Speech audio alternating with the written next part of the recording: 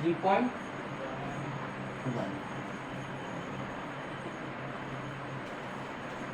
Chapter का नाम है दो चरों वाले रैखिक समीकरण युग और इसमें 3.1 कर रहे हैं। पहला क्वेश्चन है, आफ्ताब अपनी पुत्री से कहता है 7 वर्ष पूर्व में तुमसे 7 गुनी आयु का था, अब से 3 वर्ष बाद में तुमसे केवल 3 गुनी आयु का रह जाऊंगा। क्या यह एक मनोरंजक स्थिति है? इस स्थिति को बीजगणितीय और ग्राफीय रूप में व्यक्त किया। तो दो लोगों की बात चल रही है, एक आफ्ताब और एक पुत्री, और चैप्टर का नाम है दो चरों में रैखिक समीकरण, मतलब दोनों को क्या करना है, अलग अलग मान लेना, ठीक है ना। तो यहाँ सॉल्व करते हैं। पहला क्वेश्चन, माना कि आफ्ताब की वर्तमान आयु क्या हो जाएगी, x वर्ष, तथा उसकी पुत्री की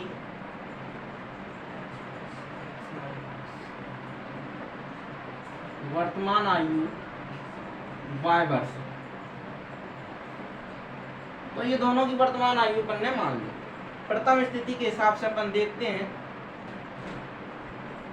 या डायरेक्ट प्रश्नानुसार भी लिख सकते हैं। क्या क्या स्थिति है कि 7 वर्ष पूर्व आफ्ताब की आयु अपनी पुत्री की आयु की 7 गुनी थी, ठीक है। तो 7 वर्ष पूर्व की अगर आफ्ताब की आयु देखें तो x-7, 7 वर्ष पूर्व अगर उसकी पुत्री की आयु देखें तो y- जी, ये आफ्ताब जो था पुत्री से कितना गुना था, 7 गुना था।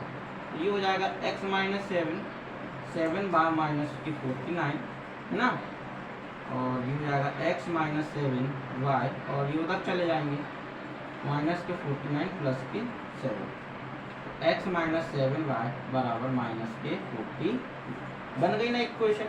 कोई दिक्कत है इसमें? ये हो जाएगा आपका समीकरण नंबर, कोई दिक्कत? अब दूसरा, ये प्रथम स्थिति और या एवं करके दूसरी स्थिति में क्या कह रहा है कि 3 वर्ष पश्चात ना मैं तुमसे केवल 3 गुनी आयु का रह जाऊंगा। अगर अपन इसको 3 वर्ष बाद लेके जाए तो 3 वर्ष बाद अगर अपन आफ्ताब को लेके जाए तो ये क्या हो जाएगा, x+3, और 3 वर्ष बाद अगर उसकी पुत्री को लेके जाए तो y+, ये आफ्ताब जो है अपनी पुत्री का कितना गुना हो जाएगा, मतलब सिर्फ 3 गुना रह जाएगा, पहले 7 गुना।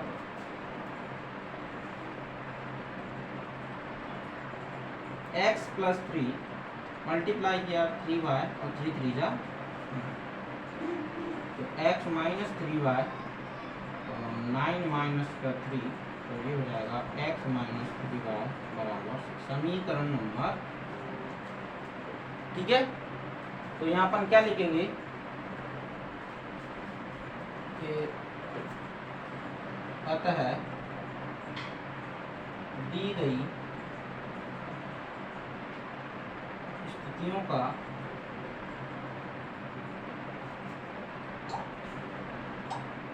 बीजगणितीय निरूपण क्या निकला आपका, दोनों इक्वेशन लिख लेंगे, x-7y बराबर -42 और x-3y बराबर 6।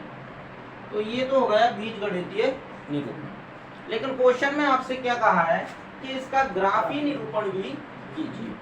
तो अब अपन इसका ग्राफीय निरूपण अगर करें तो ग्राफीय निरूपण के लिए अपन सबसे पहले क्या करना पड़ेगा, इससे x और y की वैल्यू बनाना, ठीक है। तो यहाँ लिख लेंगे ग्राफीय निरूपण के लिए,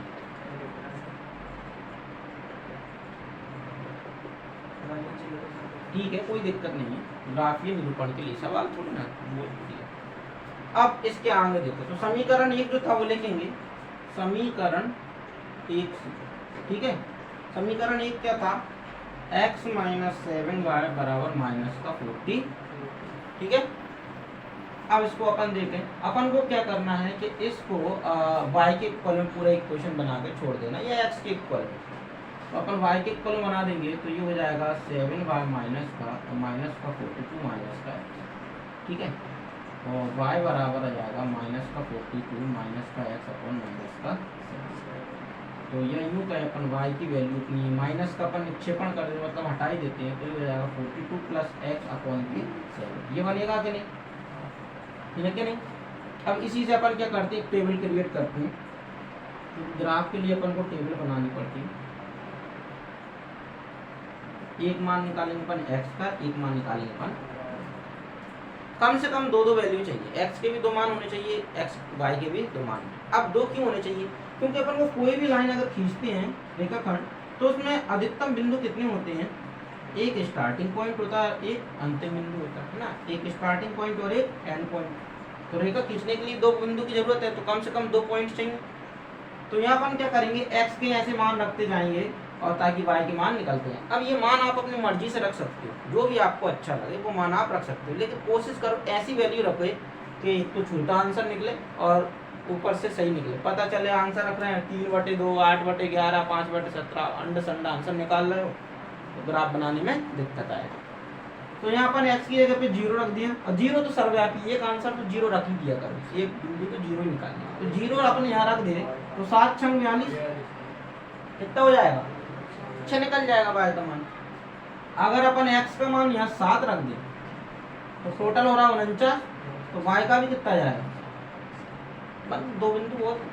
अब समीकरण 2 से लेते हैं, समीकरण 2 से गुणा करके, कौन से समीकरण से, 2। अब समीकरण 2 लिख लिया अपन ने, ये रखा है x - 3y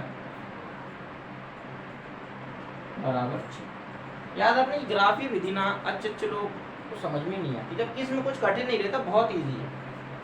अपन को उसको सवाल बनाते हैं, तो 3y यहीं रहा माइनस का, यहाँ 6 माइनस का x हो जाएगा। अपन क्या कर देते हैं, y बराबर 6 माइनस का x बटे माइनस का 3। अब माइनस का अपन अगर इसमें क्या कर दें, ऊपर नीचे गुणा कर, या यूँ कहें इसको ऊपर ले जाएं, तो ये अपने पास क्या बन जाएगा, ये बन जाएगा आपका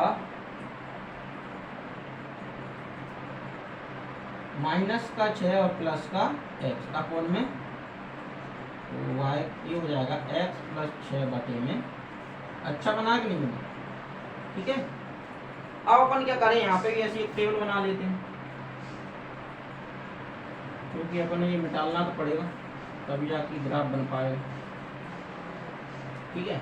और कोशिश करेंगे उस पर छोटे से तो बनाने की, तो उसको ऊपर कर देते हैं, काम है ना, यहाँ इधर बना दे टेबल।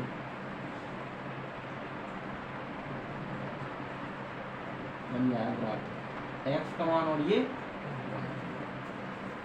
तो x का मान 0 रख देते हैं एक, तो 0 रखा तो y का मान कितना जाएगा, कुछ सोचो। यहाँ पे अगर 0 रखा तो 0 को 6 में जोड़ा तो 6, और 3 का भाग 6 में दिया तो 2 बार। अब x का मान कुछ और रख लेते हैं, कितना रख दें, 3 रख देते हैं, तो 6 और 3 टोटल कितना हो जाएगा, 9, और 3 से भाग देंगे तो कितना जाएगा। यहाँ तक कोई दिक्कत। चलो अब अपन को क्या बना देते हैं, इसका ग्राफ बना। ग्राफ बनाने के लिए दूसरा यूज करेंगे, देखो कि ग्राफ में सबसे पहले तो कितने अक्ष होंगे, 2 अक्ष, ठीक है। अपन ने ग्राफ बना दिया अच्छे से। यहाँ अपन को क्या रखना है, ऑरिजिन पॉइंट, मूल बिंदु, जो क्या होता है जिसके निर्देशांक 0 0 होते हैं, ठीक है। ये अपना x अक्ष, ये x डैश, ये y अक्ष, और ये क्या आपके इसमें कहीं पे भी माइनस की संख्या है दोनों टेबलों में, तो आप इनको जरूरी नहीं कि आप इतना बड़ा करो एकदम चौक करो, आप चाहो तो उनको इतना भी छोड़ सकते हो, ठीक है। आ गई बात समझ में, कोई दिक्कत तो नहीं है। और आपको बड़ा करना है तो आप बड़ा भी कर लो, कोई रोक टोक थोड़ी है भाई। मैं आपको इसलिए बता रहा हूँ क्योंकि ताकि मैं इसको मिटा कर थोड़ा बड़ा बना सकूँ, ठीक है। तो अपन को जब x और y की नेगेटिव वैल्यू नहीं है, तो ये अपन को ज़्यादा बड़ी रखने की जरूरत भी नहीं है। तो अपन इसको क्या करते हैं, थोड़ा सा अच्छे से बना लेते हैं बड़ा, ठीक है। ये x डैश और ये y डैश और ये y और ये x, ये हो गया आपका। अब अपन को पॉइंट देने, ठीक है। पॉइंट देते हैं अपन। तो x की मैक्सिमम वैल्यू कितनी है यहाँ पे देखो तो 7 और इसमें x की मैक्सिमम वैल्यू 3। मतलब x वाली जो लाइन है आपको सबसे ज्यादा कहाँ तक लेके जानी, 7। 7 से कम नहीं, 7 से ज्यादा वाली ले सकते। तो अपन पॉइंट अगर यहाँ दें तो 1 2 3 4 5 6 और 7 ग्राफ पेपर पे बनते हैं तो ग्राफ अच्छे से बन जाएंगे। इसके बाद y की वैल्यू देखो 7 तक ही मैक्सिमम है। 1 2 3 4 5 6 7 ठीक है। अब अपन वापस लिखते हैं तो ये x और y अपन ने इसके नंबर को लिख दिया। अब वैल्यू पे पहले इक्वेशन के लिए आते हैं। x का मान 0 था तब y का मान कितना था 6। तो x का मान लिया है 0 और y का मान लिया है 6 और ये दोनों को मिलाया तो कहाँ आ गया, ये पॉइंट आ गया जिसका नाम लिख दिया 0 और 6। मतलब इस पॉइंट पे x का मान 0 है और y का मान कितना है, पहला पॉइंट लिखता है। दूसरे पे x का मान भी 7 और y का मान भी, तो ये रहा x का मान 7 और ये रहा y का मान। अब ग्राफ पेपर में आप देखोगे जो मिले रहते हैं तो आप उन पे इसी लाइन पे बढ़ाते चले जाओगे और ये एक जगह पे क्या होंगी, मिल जाएंगे। आई बात समझ, ये कब मिल जाएंगी, एक जगह पे। x का मान भी 7 y का मान भी, कोई दिक्कत है। अब अपन को क्या करना है कि इस लाइन को मिला देना। क्या करना है, मिला देना। तो ये बिल्कुल लाइन अपन ने क्या कर दी, मिला दी, ठीक है, कोई दिक्कत है। और इस पे ये जो समीकरण था उस समीकरण को लिख देंगे x माइनस 7 बराबर माइनस का 50। तो पहले इक्वेशन को ग्राफ पे निरूपण अपन ने कर दिया। अब दूसरी इक्वेशन को ग्राफ पे क्या करेंगे, निरूपित करेंगे। तो फिर से देखेंगे x का मान क्या था, y का मान 2। तो x का मान 0 y का मान 2, मतलब इस पॉइंट पे आपका x का मान आ गया 0 y का मान आ गया 2, 0 और 2, ठीक है। फिर अगले पे x का मान भी 3 और y का मान भी 3। तो ये रहा x का मान 3, ये रहा y का मान 3, दोनों को मिलाया आपका ये पॉइंट आ गया कि नहीं, 3 और, कोई दिक्कत है, ठीक है। अब अपन इसको पॉइंटों को क्या कर देंगे, मिला दिया। इक्वेशन है वो लिख देंगे, कौन सी इक्वेशन थी, ये रहा x minus 3y equal to 6। बस हो गया। ये क्या होगा, इसका ग्राफीय निरूपण। तो दी गई स्थितियों का ग्राफीय निरूपण अपना ये होगा और ये आपका क्या हो गया, आंसर, ठीक है ना। सीखना जरूरी है क्योंकि कल को आपसे कोई पूछ ले, इसलिए एग्जाम में हालांकि आते नहीं है, पहले आते थे हम लोग के टाइम पे। इसको नोट कर लो अच्छे से, फिर दूसरा और तीसरा ऐसे एक्सप्लेन कर दूंगा आप लोग समझ लेंगे, ठीक है ना।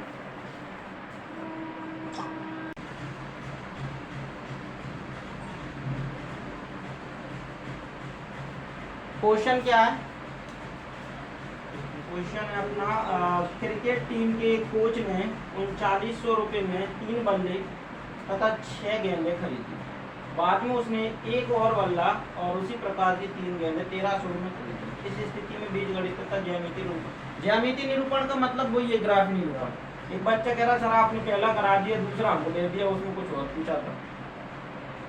ग्राफ निरूपण ज्यामितीय निरूपण एक ही है, ठीक है। चलो तो बात किस चीज की चल रही है, बल्ले की और गेंद की। तो अपन क्या करेंगे, बल्ले और गेंद को ही मान लेंगे, ठीक है। ये दूसरा क्वेश्चन है। माना कि एक बल्ले की कीमत x रुपए तथा एक गेंद की कीमत y रुपए है। ये अपन ने क्या कर लिया, तो प्रश्नानुसार अपन लिख देते हैं। पहले उसने कितनी गेंदें खरीदी हैं, पहले उसने 3 बल्ले 6 गेंदें खरीदी हैं, ठीक है। तो 3 बल्ले की कीमत हो जाएगा 3x और 6 गेंद की कीमत हो जाएगी 6y। तो टोटल कितने दिए थे, 3900 रुपये, ये दिया था ना समीकरण नंबर। और दूसरी कंडीशन में क्या कह रहा है कि उसने एक बल्ला खरीदा दोबारा से और कितनी गेंद खरीदी, 3 गेंद खरीदी। कितने रुपए दे दिए उसने, 1300 रुपये दे दी। समीकरण नंबर 2, ठीक है ना। तो समीकरण 1 व 2 दी गई स्थितियों का क्या है, ग्राफीय सॉरी बीजगणितीय निरूपण है। या फिर ऐसे भी लिख सकते हो कि दी गई स्थितियों का बीजगणितीय निरूपण ये और ये, ठीक है ना, जैसे उसमें अपन ने लिखवाया। तो यहाँ तक तो आ रहा है समझ में। अब इसके बाद आप क्या करोगे, ग्राफीय निरूपण। अभी बात समझ में क्या करो, ग्राफीय निरूपण करवा ही देता हूँ यार, उसमें कितना टाइम लगेगा, चलो उसको भी देखिए। क्या लिखेंगे यहाँ पे, दी अतः दी गई स्थितियों का बीजगणितीय निरूपण क्या हो जाएगा, 3x + 6y = 3900 और x + 3y = 1300। ठीक है, अपन को क्या करना है, ग्राफीय निरूपण। तो अपन क्या करेंगे, समीकरण 1 से यही करते ना, तो समीकरण 1 से ले लिया अपन ने। समीकरण 1 क्या था वो लिख दिया, 3x + 6y = 3900। तो इसको सॉल्व किया, 6y = 3900 माइनस के 3x और y = 3900 माइनस के 3x अपन में। कोई दिक्कत है, टेबल बना लेते हैं। हालांकि इसको और सरल कर देते हैं, देखा जाए तो भाग दे देते हैं कितने का, 3 का। 3 का क्या कर दे, भाग दे दे। यहाँ से 3 कॉमन लेकर अगर उड़ा दे उसको अपन, तो क्या हो जाएगा, 1300 बचेगा। आ रहा है कि नहीं आ रहा है, कि रहने दूं डायरेक्ट ही कर दूं। अरे यहाँ समझो ना, कितने का भाग दे रहा है, 3 का। 3 का भाग दिया 1300 और यहाँ 3 का भाग दिया x और यहाँ बचा कितना आपका 2। और अगर आपको पल्ले नहीं पड़ा तो मैं डायरेक्ट यहाँ से करा देता हूँ, ताकि दिमाग में तो जाना चाहिए ना, मेन दिमाग। अच्छा देखो, इस सब में कितने का भाग दे दिया, दोनों पक्षों में 3 का भाग देने, भाग दे दिया तो यहाँ जाएगा 2y, यहाँ जाएगा 1300 और यहाँ जाएगा, ठीक है। अभी तो आ गया होगा, आ गया कि नहीं आया, y बराबर 1300 माइनस कितना अपॉन 2, सही बना है ना। अच्छा 3x + 6y = 3900 था ना, ठीक है, इसे तो सही बना। ये दोनों सेम आना चाहिए, अलग कैसे होते हैं। यहाँ पे अगर अपन बनाए y/3 आना चाहिए।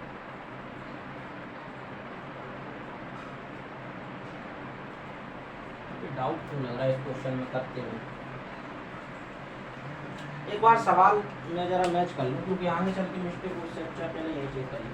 क्रिकेट टीम के कोच ने 3900 में 3 बल्ले और 6 गेंदें खरीदी। 3x + 6y 3900 ये ठीक है, और उसी प्रकार 3 गेंदें, एक और बल्ला 3 गेंदें, तो x + 3y = 4। ये आपको सही है, तो सही है। समीकरण 1 लिखा, ये हो गया, ठीक है, माइनस का 3x हो गया, ये भी ठीक है आपका। और दोनों पक्षों में 3 का भाग दे दिया, तो 3 का दिया 3 दूनी 6, 3 का 3, सही है। पता नहीं अंदर से क्यों महसूस हो रहा है गलत कर रहा हूँ। वैसे नॉर्मली टीचर को ऐसा तभी महसूस होता है जब गलत होता है। चलो देखते हैं, क्वेश्चन में मिस्टेक जरूर है, यहाँ पे कुछ ना कुछ गड़बड़ी तो होने वाली है। चलो देखो, यहाँ पे अपन अगर वैल्यू रख देते हैं, जैसे अपन ने रख दिया कितना 100, और ज़्यादा रख देते हैं, कितना रख देते हैं 300 रख देते हैं। तो 300 रखा तो यहाँ कितना निकल जाएगा 500, है ना। और 500 रख देते हैं तो 500 घटा तो 800 कितना निकल जाएगा 400। समीकरण 2 से, समीकरण 2 लिया अपन ने, x + 3y = 1300, ठीक है ना। इसको अपन सॉल्व करो, 3y = 1300 माइनस का x और y = 1300 माइनस x। अब देखो ये सेम बनना चाहिए, मिस्टेक पता चल गया। इसके भी अपन ने ग्राफीय निरूपण किया, एक x और एक, एक्स का मान रखा वही, कितना रख देते हैं, कुछ ऐसा रखें जो 3 से डिवाइड हो जाए, है ना। जैसे कि अपन 400 रख दें तो 900 बचेगा, तो कितना बचेगा 300। और कितना रख दें 700, 700 रखेंगे तो 600 बचेगा, तो कितना जाएगा। तो ये अपना क्या आ गया, मतलब आपके पास एक्स और वाई के दोनों इक्वेशन से वैल्यू आ गई। अब अपन को क्या करना है, इसका ग्राफ बना देना। तो नीचे तो कोई नेगेटिव वैल्यू है नहीं है, तो इधर नीचे की तरफ बनाने की कोई जरूरत ही नहीं है। हाईएस्ट वैल्यू देखें, इसमें x की 500 और यहाँ x की 700 है, और y की 500, हाईएस्ट 500, तो x की 700 और y की 500। तो अब यहाँ पे 1 2 3 में लोगे तो बेटा ग्राफ तो आपका 50 पेज में पहुंच जाएगा ना। अपन 100 200 में लेके चलेंगे, 100 200 300 400 500 600, और यहाँ y की वैल्यू हाईएस्ट 500 तक है, 100 200 300 और ये 400 और ये 500 और 600 भी लिखना चाहो तो कुछ आपकी इच्छा, कोई दिक्कत नहीं रहती उससे। X dash Y dash X, और ये पहले पे आते हैं, एक्स का मान 300 वाई का मान 500, 300 500 मिला देंगे, यहाँ मिल जाएगा, है ना 300 और 500। एक्स का 500 वाई का 400, एक्स का 500 वाई का 400, दोनों को मिलाओ आपको मिल जाएगा 500 और 400। पहला मान एक्स का रहता है, याद रखना पहले एक्स का, ये मिला दिया अपन ने, ये बन गई आपकी ग्राफ लाइन, ठीक है। फिर दूसरे पे आते हैं, इस पे आ गए, एक्स का मान 400 वाई का मान 300, एक्स का मान 400 वाई का मान 300, आपने ये मिला दिया ये, ठीक है ना। यहाँ लिख दिया 300 और नहीं, पहले 400 है ना, एक्स का मान 400 और वाई का मान 300। अगले पे आए, एक्स का मान 700 और वाई का मान 200, एक्स का मान 700 ये रहा और वाई का मान 200 आपका ये रहा, वो आपका ये। तो आगे चल के ये लाइनें कहीं ना कहीं एक दूसरे को क्या कर देंगी, काट देंगी, और आपका एक्स और वाई का मान क्या हो जाएगा, निकल आएगा। अगली बात समझ, जहाँ एक्स और वाई का मान निकल जाएगा वहाँ आपके क्या हो जाएगा, एक बल्ले और एक कीमत निकल जाएगी, क्योंकि एक्स क्या मान आता है, एक बल्ला, और वाई क्या मान आता है, एक गेंद। तो एक्स की कीमत, बल्ले की कीमत भी निकल जाएगी और गेंद की कीमत भी निकल जाएगी। ये हो गया आपका सवाल नंबर 2। आप लोग के पास पहले से नोट हो रहा था, अच्छी बात, नहीं हो रहा तो नोट कर दो, ठीक है ना।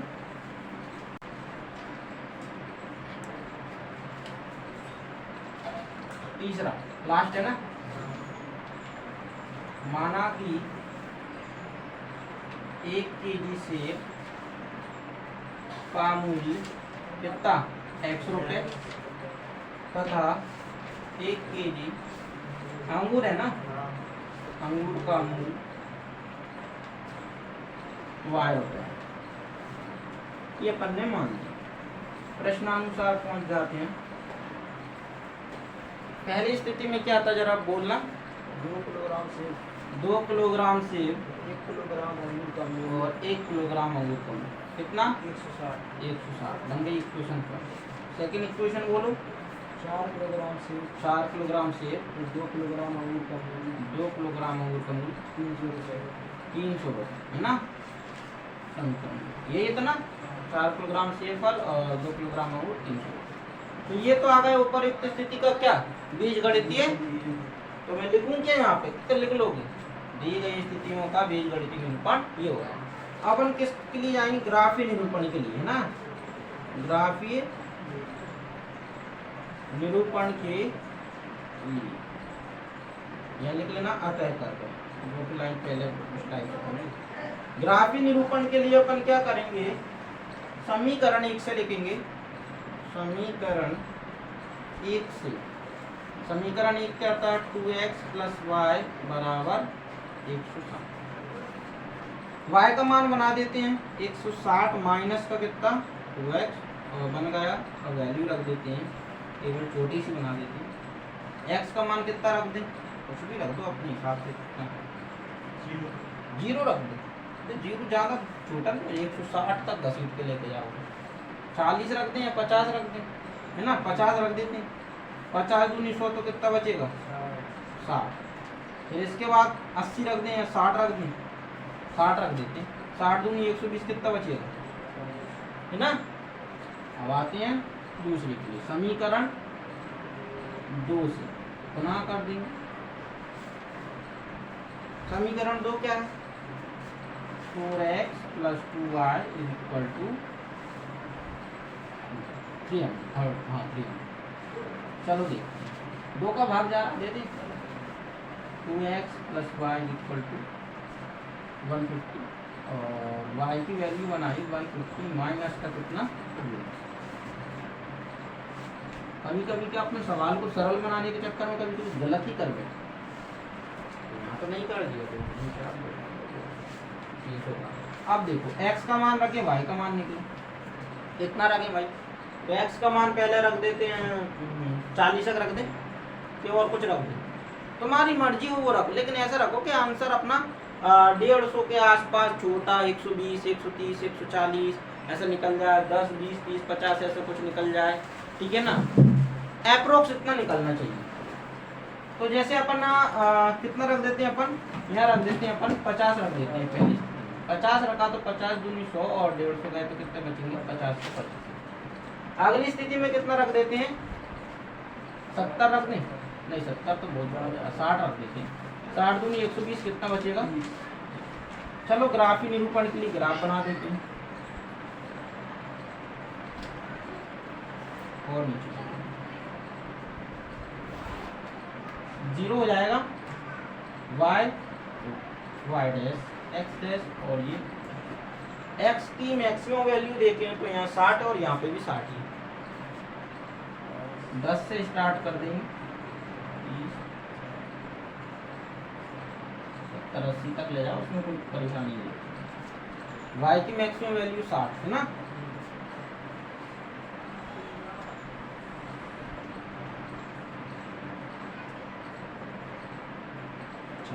x का मान 50 तो y का मान 60, x का मान 50 तब y का मान 60, ये दोनों को मिला दिया, यहाँ मिल x का मान 60 तो y का मान 40, ये दोनों को मिलाया कम मिल गए, ठीक है ना 60 और 40। इस पे अपन एक क्वेश्चन लिख देंगे जैसे मैंने पहले वाले में लिखवाया था। अब इस पे आते हैं, x का मान 50 y का मान 50, x का 50 y का 50, दोनों को मिला दिया, इसी पे आ गया ना। x का मान 60 y का मान 30, x का मान 60 और y का मान 30, इसको मिलाया, ये कहाँ जाएंगे, यहीं आएंगे, या तो इसी लाइन पे आएंगे, यहीं आस पास में, ठीक है। अब आप देख लेना कहाँ आ रहा है, जहाँ पे पॉइंट सही आ रहा हो, ठीक है 60 और 30। तो ये पॉइंट कहीं कहीं पे आ रहा हूँ, और फिर इसको लाइन को अपन कर देंगे, इससे मिला देंगे, हो सकता है लाइन कटे, तो ज़्यादातर चांस तो कटने के लिए, क्योंकि कटेंगे तभी एक सेब और एक अंगूर, 1 किलोग्राम अंगूर का क्या आ जाएगा, मूल्य आएगा। तो ये आपकी ग्राफ में देखना लाइन कट रही है या तिरछे में जा रही है, जैसी भी स्थिति हुआ, क्योंकि यहाँ पे पॉइंट सही न होने की वजह से आड़ तिरछे थोड़ा सा हो गया।